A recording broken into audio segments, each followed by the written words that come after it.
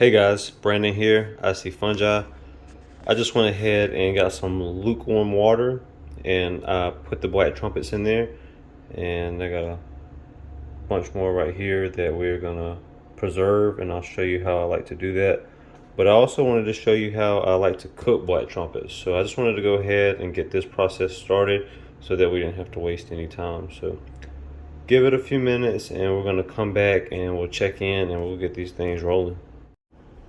Hey guys, we're back. So essentially when the water starts to turn brown like this, they're getting ready. What I was doing was cleaning these mushrooms here, just getting some of the excess dirt off. These are particularly so small and fragile, they're quite difficult to clean with other methods. So this method is a good one, and also the water is not waste. You could use that for basically broth. This is a mushroom broth that still has medicinal compounds. Not as much as doing a complete hot water extraction or alcohol extraction, but nonetheless there's still some in there. So there are my fresh black trumpets, and essentially I treat mushrooms like meat. If they're starting to deteriorate too bad or they have some funky smells to them, don't eat them. Mushrooms are my meat substitute, mushrooms and beans. That is where I get a lot of my flavor from the food. That's all I eat is plants and mushrooms. So just getting some of this excess water out by just doing that. You could not do that and let them kind of just air dry if you like, but for purposes of the video, so that I don't waste your time, that's what we're doing. So right now I'm letting the pan heat up. My favorite pan for mushrooms, hands down, is cast iron pan. It really gets that flavor out, and I just find that the other pans, the mushrooms don't taste as good. So let's get this heat going. I did spray this with some coconut oil. Avocado oil is good too, or don't use any oil at all, just depending on what's going on with your body. Now, let me see here if we're getting hot enough. From the get-go, I don't like to add anything but the mushrooms, so I'll just drop these in there.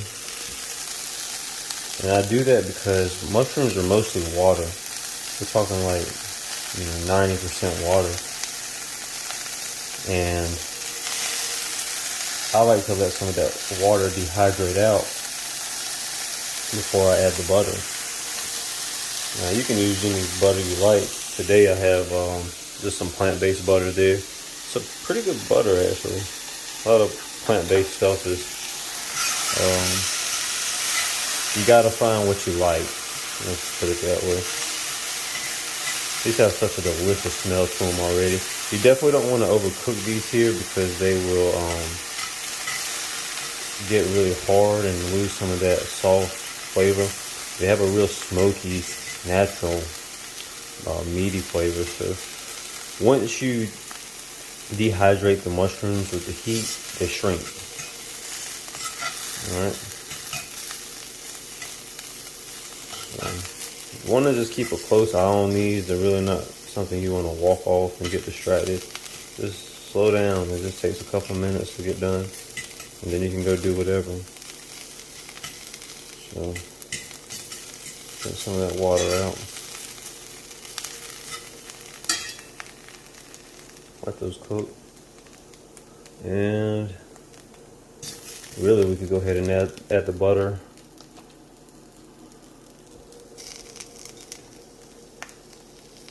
It's a little much for the small amount, but so I like to reconstitute with the butter.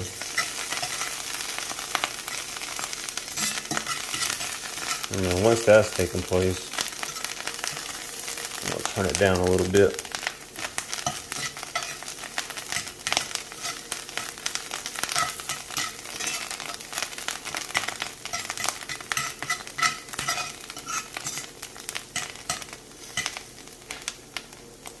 Okay. Let that go for a second. Grab some salt and pepper. That's it. That's the only ingredients I typically use for mushrooms is butter of choice, salt, and pepper. I don't have my favorite pepper today. I usually like that brown pepper. We'll have to use what we got. So get some of that on there. I actually love pepper more than I do salt, so I'm never stingy with my pepper. And just a little bit of salt. These are about done. They don't take long because they're not really made of much. I already have some food prepared, some rice and beans. I'm gonna throw these on along with this other food here called pom food. It's like tofu on steroids because I don't like tofu at all. I really try to avoid soy if I can, but that's just me. So these are done. That's it for those. You would then go ahead and transfer to your plate or paper towel or bowl, whatever you got.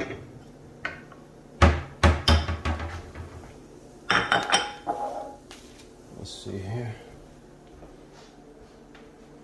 Working with one hand, so you gotta bear with me. I have some more equipment soon. Then we're really gonna set it off.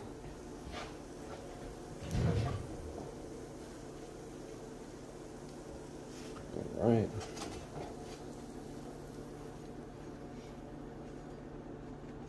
Okay. That right there. That right there is the black trumpets.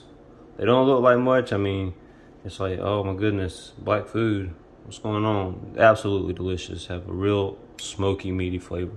So now that that's done, I'd like to go into preservation. What's going to happen is the season is ending for these, and I have a few more that I have to go ahead and get out of the refrigerator. And these dry very, very well, and they rehydrate very well. So I'm going to take these. I've already cleaned them. And I'm gonna put them in this dehydrator here. Now this is just a very cheap dehydrator. It's like 40 bucks. You can get it at Walmart or Amazon or whatever.